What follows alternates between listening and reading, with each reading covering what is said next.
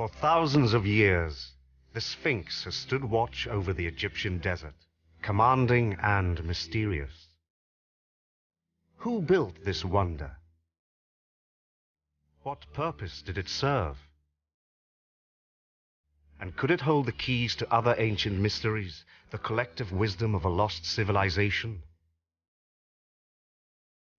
There are those who explore history and legend for clues, while others believe answers come to them in visions. Some rely on the most modern leading-edge technology. For each, the search for answers is daunting. From hidden chambers beneath the earth,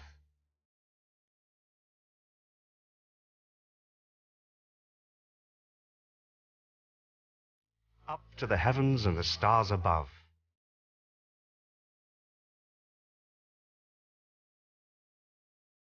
But still, the Sphinx remains silent, a guardian of secrets, a mystery in stone.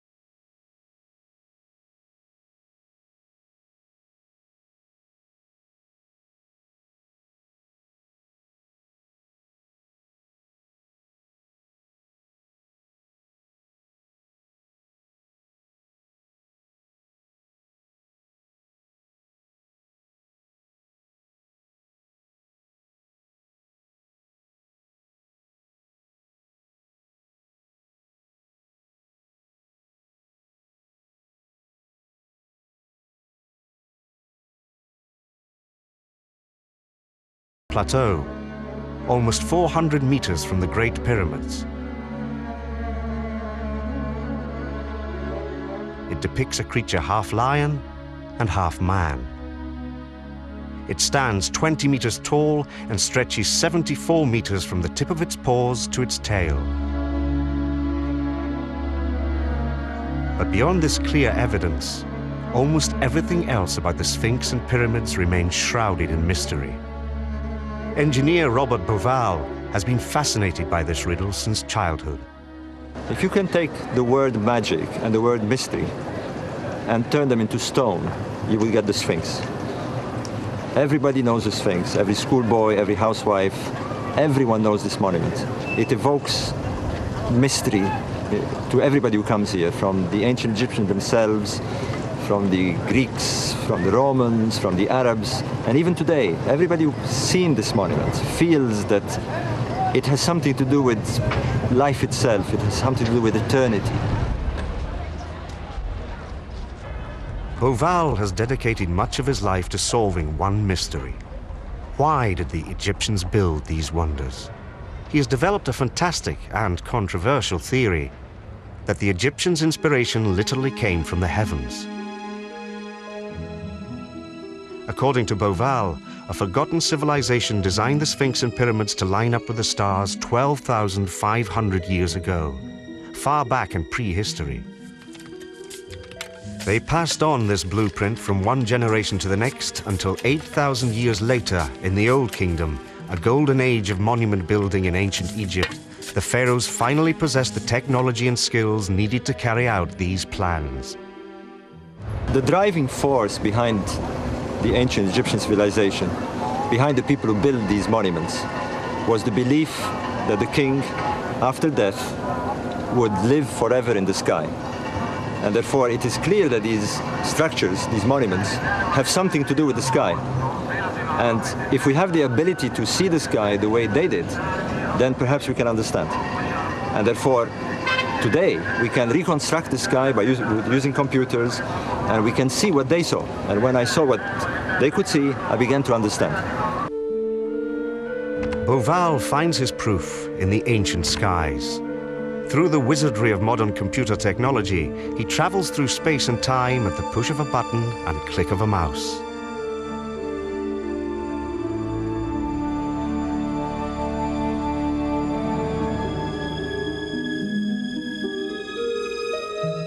Earth revolves around the sun once each year and passes through all the signs of the zodiac.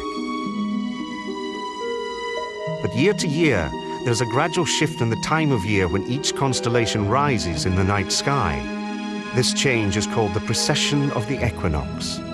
Gravity from the sun, moon, and other planets causes the Earth to wobble on its axis as it rotates. It takes 26,000 years for the Earth to revolve once around its axis like this. In the years between, the position of the constellations shift.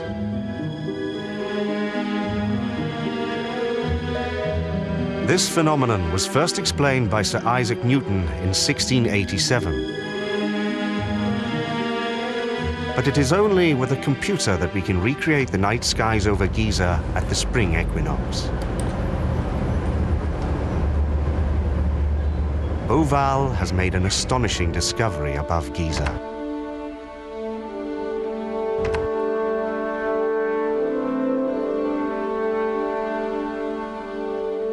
12,500 years ago, the pyramids were mirrored in the sky by a constellation. The three stars in Orion's belt lined up precisely with the pharaoh's tombs. This alignment might seem like an extraordinary coincidence, except that these stars held powerful significance to ancient Egyptians and played a major role in their myths about life after death.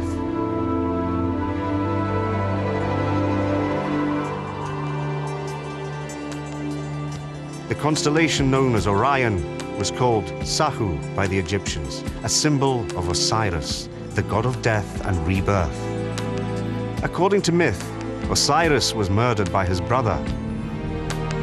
Isis, his sister and wife, brought him back to life. Their son Horus ruled in the land of the living, while Osiris ruled in the kingdom of the dead. Pharaohs were equated to Horus while alive and identified as Osiris upon death. The belief was that the king, after death, would become a star.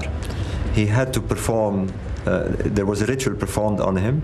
He believed that he could resurrect like Osiris. They mummified his body in such a way that he would become himself an Osiris, and from there on become a star, and would go to the sky in this special place in the sky. If the pyramids were laid out to secure the pharaoh's place in heaven, where did the Sphinx fit into this grand design?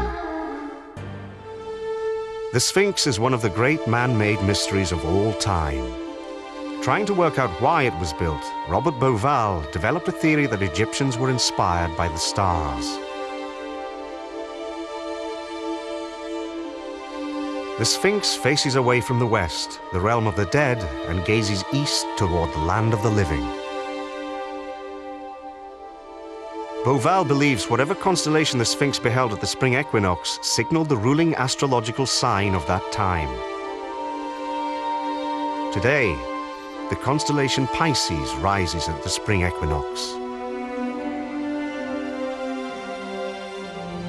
Beauval believes, if his theory is correct, that the man-made monuments were created to reflect the night sky, then he'd find the Sphinx mirrored in the heavens at the same time Orion was aligned with the pyramids. Using a computer simulation, Beauval discovers that the constellation Leo rose in the east. The Sphinx appears to have been gazing towards its own image in the stars.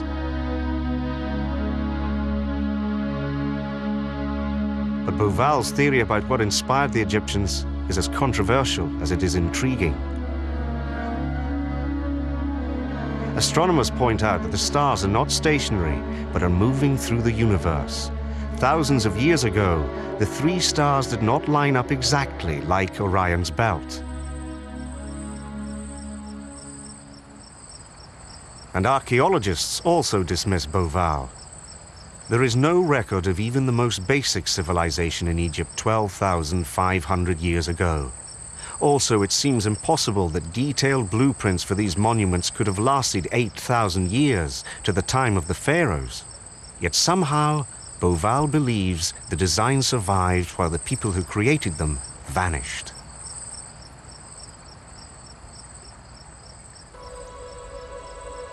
If answers can't be found in the skies, they may exist here on Earth. but clues to the Sphinx's past have proved elusive. The most basic question is the most vexing. Who built this masterpiece? To determine who, archaeologists must first determine when.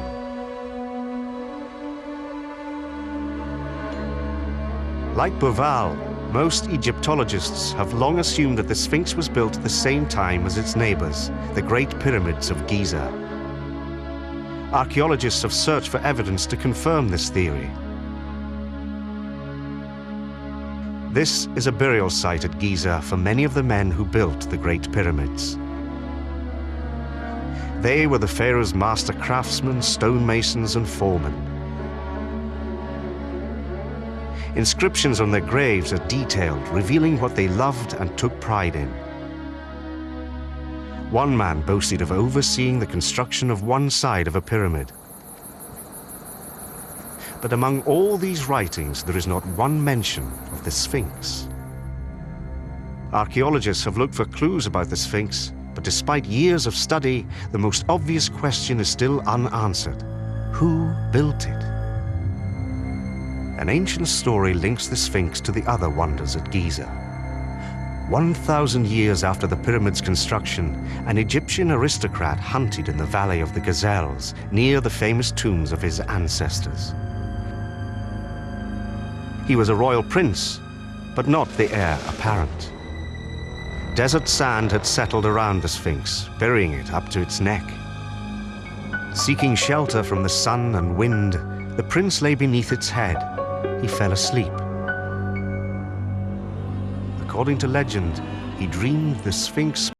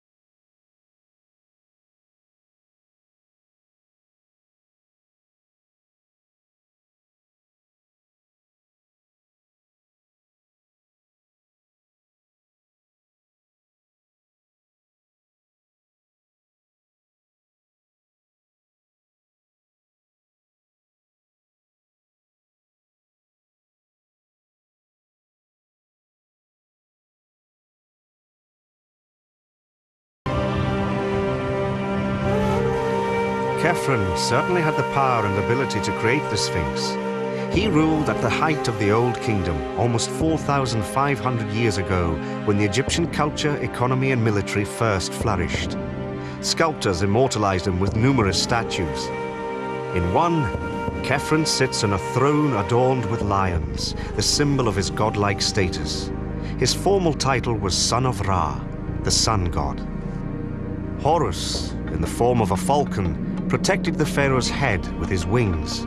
The pharaoh was considered the earthly form of this god and was also known as the living Horus. Despite his achievements, much about Khephren remains shrouded in mystery. While little is known about his life, he left a detailed record of his death. Master masons constructed one of the wonders of the world to serve as his gigantic tomb. It may have been topped by a gold capstone to dazzle all who dared look upon it. Khephren's pyramid towers almost 140 meters above the desert, second only to that of his father, Cheops. The pyramid may have been the final resting place for his body, but he erected other buildings to help his soul reach the afterlife. The Valley Temple stood 494 meters from Khephren's pyramid.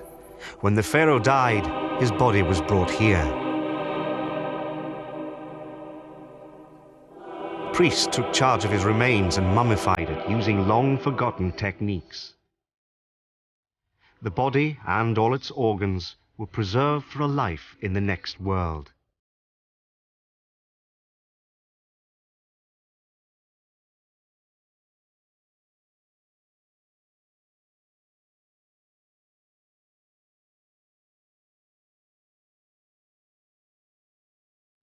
Massive granite blocks were transported from quarries more than 800 kilometers away.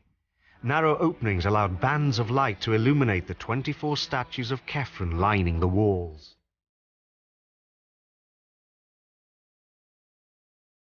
The Valley Temple was only the starting point on a road to eternity. After the pharaoh's body was mummified, a solemn procession carried his sarcophagus to the Temple of the Dead at the foot of the pyramid. A procession of priests carried him down a causeway. In Khepren's time, it would have been covered by a roof decorated with stars, signposts for the pharaoh to follow into the realm of the dead.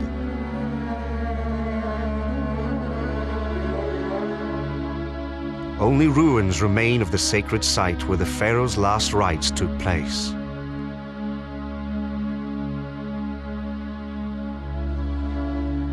If Khephren created the Sphinx, was it part of an elaborate effort to ensure immortality 4,500 years ago? Was the half-lion, half-man built to guard the pharaoh's resting place?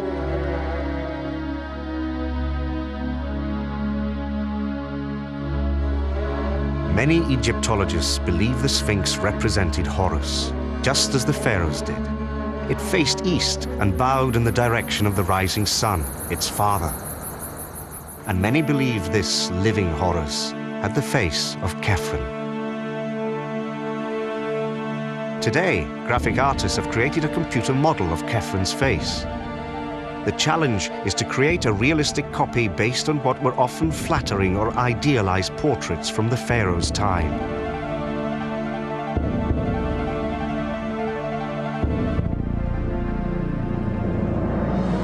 In Egypt's Old Kingdom, Khephren and the other pharaohs were portrayed as godlike.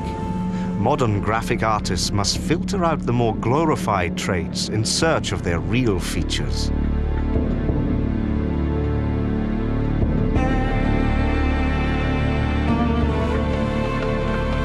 Piece by piece, the computer replaces the ruined face of the Sphinx with that of Khephren.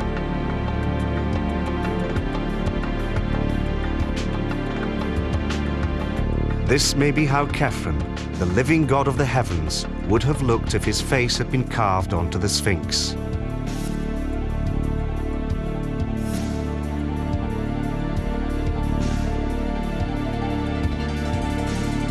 The evidence seems strong, and many consider Khephren the Sphinx's most likely builder.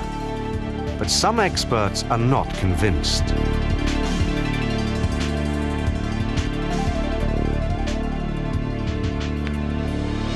Dr. Rainer Stadelmann, former director of the German Archaeological Institute in Cairo, believes proof of the Sphinx's creator is literally under its nose. He points out that Khephren was always depicted with a beard, while it seems the Sphinx did not have one originally. Die Sphinx hatte im Alten Reich bestimmt keinen Bart, das sieht man an dem Ansatz am Kinn. Wäre es Khephren, der immer einen Bart an seinen Statuen trägt, dann müsste die Sphinx einen Bart gehabt haben. So kann es eigentlich nur Cheops gewesen sein. Cheops, who did not have a beard, was Khepren's father. Stadelmann questions the value of the dream stele as well. He believes Khepren's name is mentioned for building his pyramid. Es stand hier ganz sicher der Name des Cheops und des Khephren, aber kein Wort davon, dass Khephren die Sphinx hat errichten lassen. Only one likeness of Cheops has survived to this day. It is an ivory statuette that has been damaged through the years and measures less than 7.5 centimeters.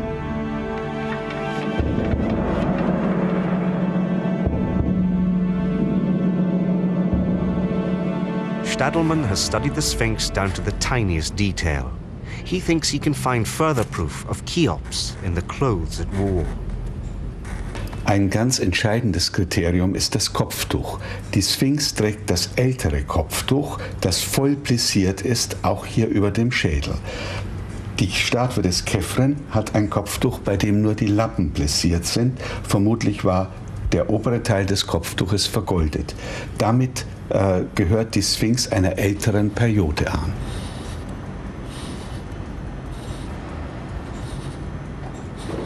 Stadelman is convinced the physical evidence of the beard and headcloth prove the Sphinx was Cheops. But what about anatomy? Which pharaoh's features appear on the monument?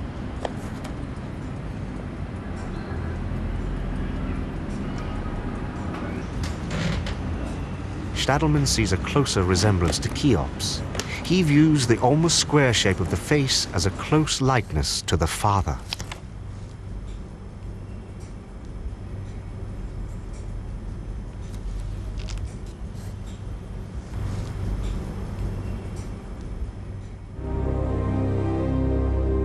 Creating a graphic version of Cheops poses a challenge, since the nose and other parts of the statuette have been chipped.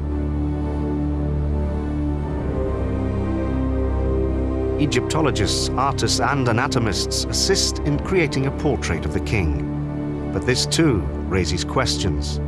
Some believe he was smiling, others see a frown. Whose image adorned the Sphinx? Was it the father, Cheops, builder of the tallest pyramid, or his son, Khephren?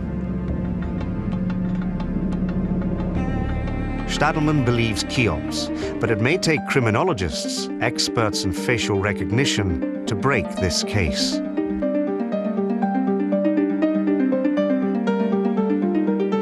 Some of the world's top specialists in criminal identification compare images of the two pharaohs with the Sphinx. Before they can weigh all the evidence, they confirm what Egyptologists have long suspected. Like a master of disguise, the Sphinx's face has been changed several times. The first hints of this surfaced 200 years ago. Throughout history, the desert has almost swallowed the Sphinx several times. The first person to clear away the sand in recent times was a Genoese sea captain, Giovanni Battista Caviglia. In 1816, he uncovered a major find between the giant paws of the Sphinx. The dream stele. Captivated by his discovery, he devoted himself to finding more ancient Egyptian treasures. He sold much of what he found to the highest bidder. Tracking it today requires a worldwide search. Some of Caviglia's discoveries found a home at the Egyptian Museum in Cairo.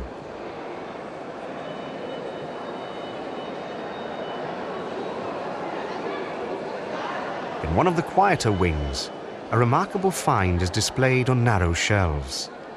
These seemingly insignificant pieces of stone are fragments of a meter-long beard once worn by the Sphinx. Could this beard undermine Stadelman's theory that the Sphinx was Cheops and not Khephren? Further investigation deepens the mystery. An internet search reveals that the British Museum in London holds more of the beard fragments found by Giovanni Battista Caviglia.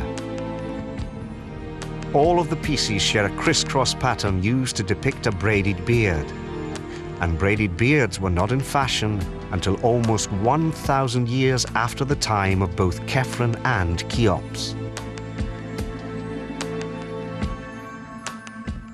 It wasn't until the New Kingdom period of Tutankhamun that braided beards came into vogue. In Khephen's time, wedge-shaped royal beards were worn by pharaohs. The braided beard once donned by the Sphinx was not originally part of the monument. It was added much later to match the fashion of the time. Other, more recent alterations have made it still harder to unravel the mystery of the Sphinx. Egypt's Sphinx has intrigued and baffled people for centuries. Who built it? What does it depict? Tracing the history of the Sphinx is made more difficult because it has changed so much over the years. The Sphinx's missing nose did not erode or drop off naturally. Human hands removed it. A recurring story blames Napoleon Bonaparte. In the year 1798, when he seized Egypt by force, he supposedly ordered his men to shoot off the Sphinx's nose for target practice.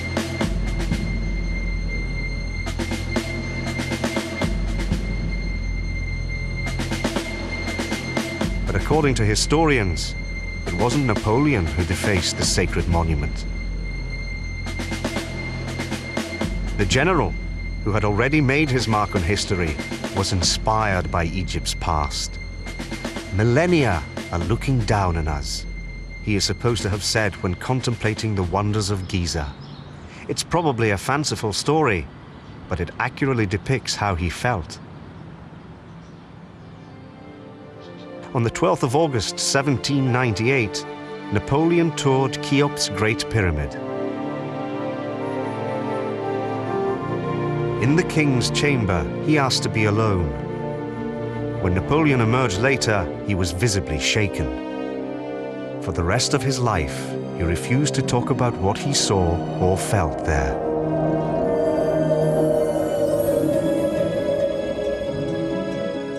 Napoleon didn't come just to conquer the land of the pharaohs. He also brought a large staff of artists and scientists who carried out the first extensive study of Egyptian antiquity. In Europe, their discoveries unleashed a craze for all things Egyptian.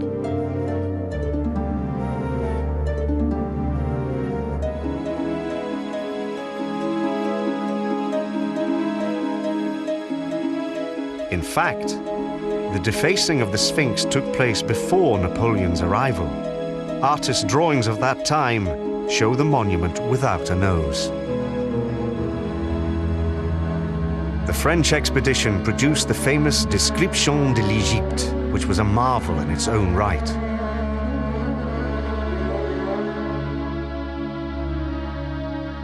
Scores of painters and copperplate engravers created 21 folio volumes. Through these images, people viewed the wonders of Egypt for the first time. Europeans and Americans traveled to the land of the pharaohs in search of enlightenment and culture, as well as adventure and treasure. The modern fascination was ignited by Napoleon, according to Dr. Zahi Hawass. We have really to say, everyone, that Napoleon Bonaparte has nothing to do with destroying the Sphinx nose, as people say. We believe, as an Egyptologist, that there was a Sufi in the 9th century AD who came to the Sphinx and found that people are still worshipping the Sphinx as a god. He did not like that. He came with a metal, damaged the nose to tell the people that this is a stone and not a god. According to Arab historian Makrizi, a dervish named Muhammad Sayin Eldar knocked off the Sphinx's nose. He believed worshipping an idol was sinful, and so he hired men to deface it. The Arabs still call the Sphinx Abu Hal, or Father of Terror.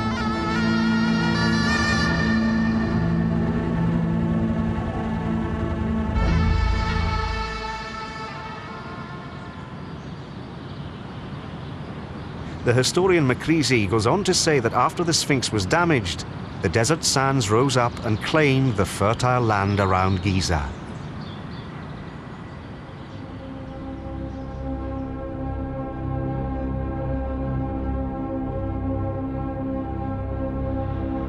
Scientists from the Institute for Forensic Medicine in Munich, Germany, study a series of photos. They place images side by side to compare the general shape of the face.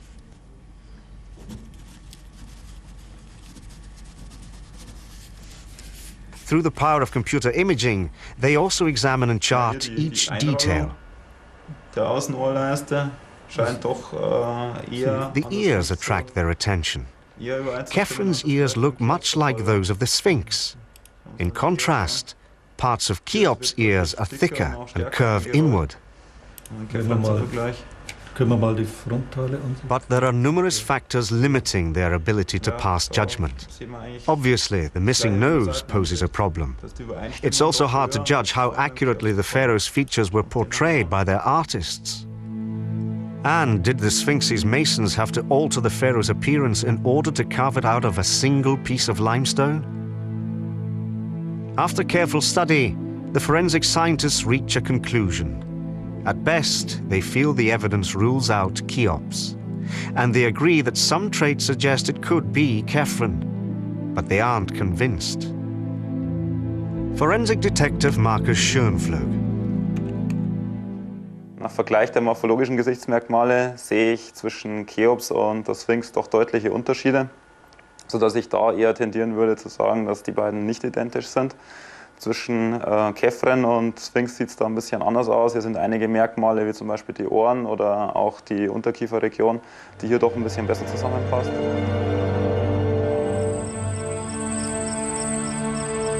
Even in ancient times, the Sphinx embodied mystery.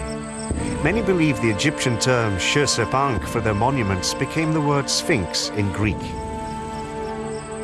Greeks looked to Egypt as the source of much of what is mystical and unexplained.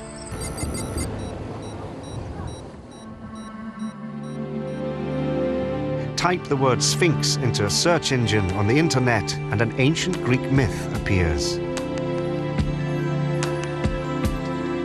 The legend is that of Oedipus, who had to save the city of Thebes by answering a question posed by a sphinx. It was a riddle about the phases of life.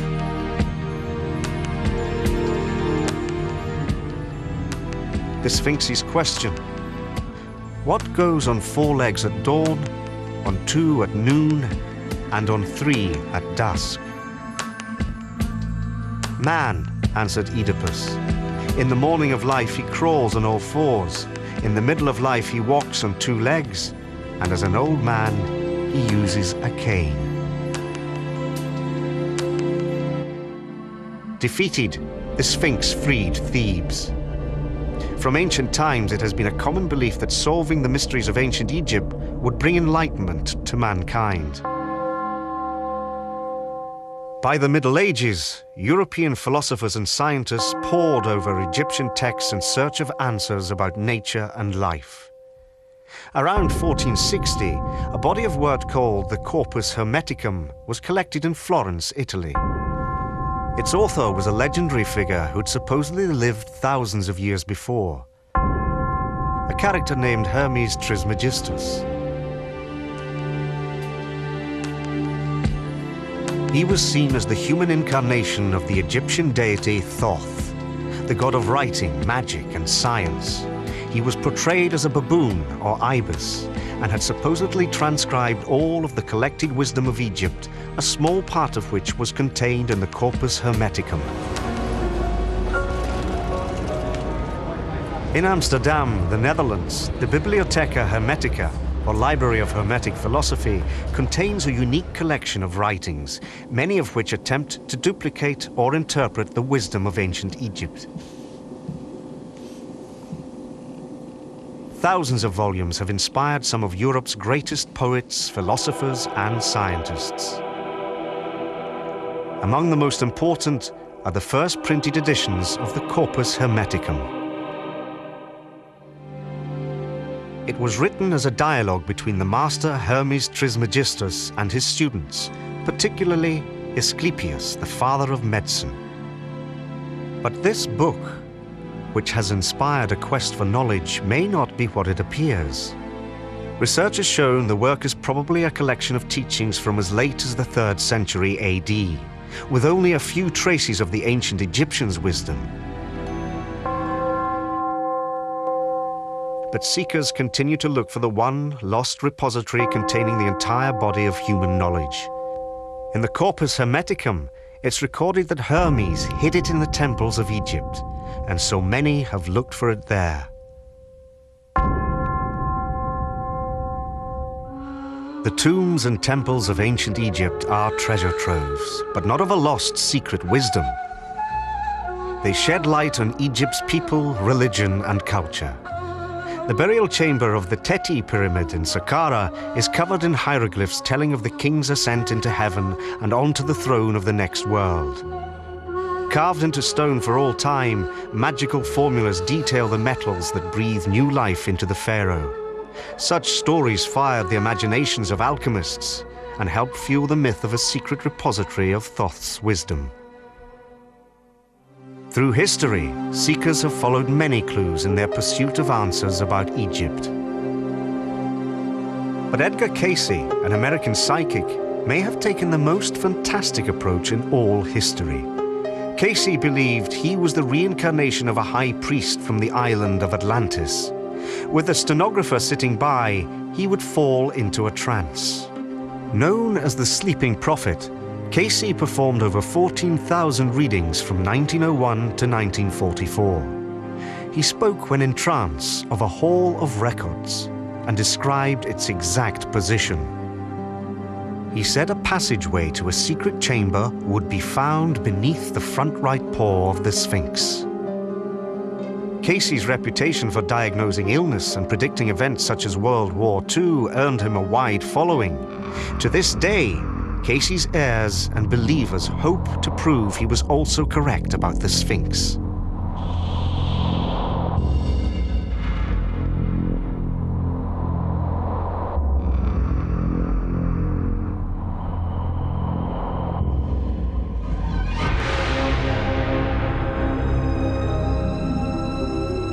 In 1978, an American expedition gained permission to probe for hidden chambers beneath the Sphinx.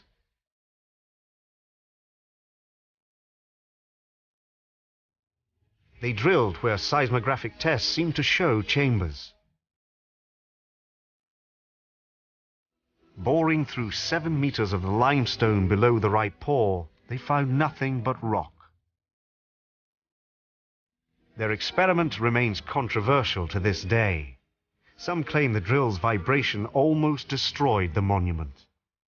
Running out of funds and meeting increasing resistance, the expedition was shut down.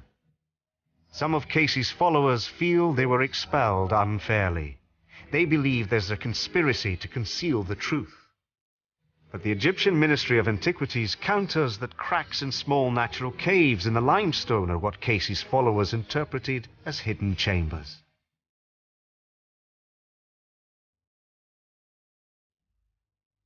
There is no foreseeable end to the debate. Instead, recent discoveries about 200 meters from the Sphinx have only increased the mystery. In February 2000, a group of archaeologists began to explore a network of underground rooms. The opening was found about halfway down the causeway linking Khephren pyramid to his valley temple. Immediately, rumors began to fly, claiming it was the final burial site of Cheops, or the hidden hall of records.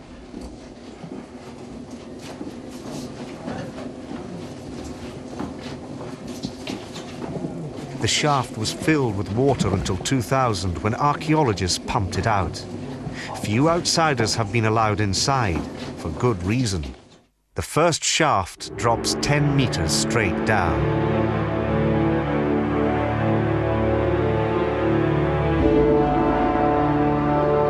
In the shadow of the skyscraping pyramids, Egyptians tunneled a labyrinth of chambers. The first level is empty. Another shaft drops vertically to a second chamber with 6 niches carved from its walls. In 2 of these side rooms, archaeologists found granite sarcophagi weighing tons. Somehow, craftsmen managed to carry them down the shafts, tens of meters underground. Those buried here were probably high-ranking aristocrats. Bone fragments, pottery shards, and wood all date from around 500 BC, or at least 2,000 years after the Sphinx and pyramids were built.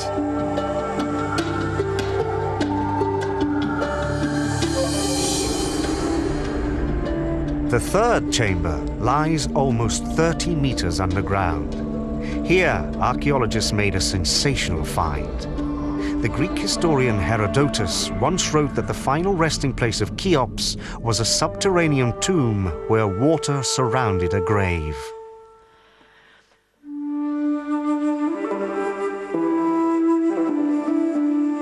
The description by Herodotus matched what modern archaeologists found. But Dr. Zahi Hawass, director of the Giza excavations, believes the Greek historian may have confused stories about Cheops with those of Osiris. I found out 2 important discoveries about the shaft. The first important about the shaft, that it is the shaft that Herodotus talked about, but no one even knew about it until I excavated it, I took the water, and I found the sarcophagus. But the second important discovery that I found, this is like the Osirian. It is connected with the god Osiris. Symbolically, Osiris is buried here, who is ruling the underground tunnels at the Giza plateau. And that is really my favorite discovery. It is the most exciting work I ever did in my life. When someone asks me, what is your favorite discovery? I say the Osiris shaft. The symbolic burial place of the god Osiris still holds many riddles.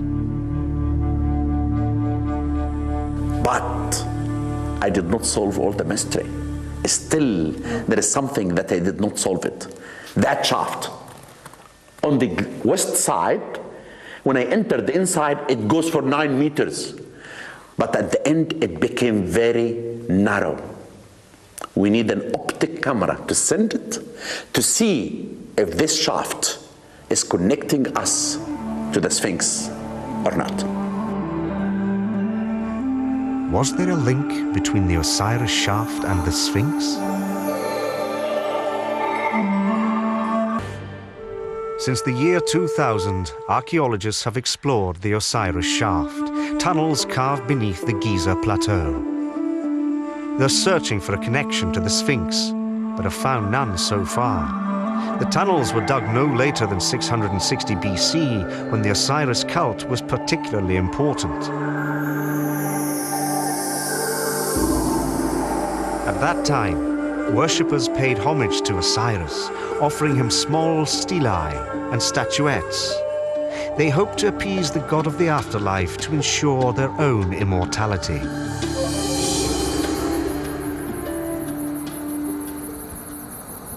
Although Herodotus was mistaken about the Osiris shaft, his observations of everyday Egyptian life in the 5th century BC have proved invaluable for later historians. And he made another fantastic claim about the pyramids and the Sphinx, telling of a time when the pyramids were surrounded by water. An Arab writer named Idrisi tells us Hermes constructed the pyramids because he had foreknowledge of the coming deluge and wanted to preserve the inherited wisdom of humanity. This great flood was considered a fanciful creation of storytellers and active imaginations. But by tracing the ancient stories, researchers have again found that when it comes to the Sphinx, legend may indeed be fact. Much of the monument shows signs of strange erosion patterns. Some believe only water could have worn away the limestone in this fashion.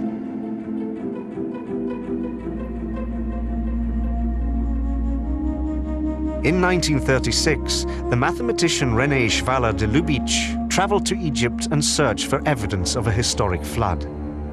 This Frenchman examined the Sphinx for traces of water damage. He found vertical channels in the limestone, leading him to believe rainfall had caused the erosion. This conclusion immediately stirred up controversy. Massive downpours were last seen in Giza some 7,000 years ago, long before the pyramids.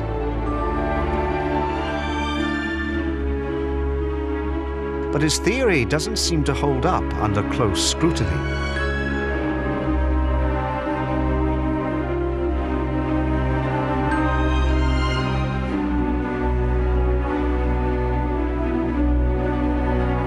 The Sphinx's weathering is probably the result of wind-borne sand and salt eating into the limestone.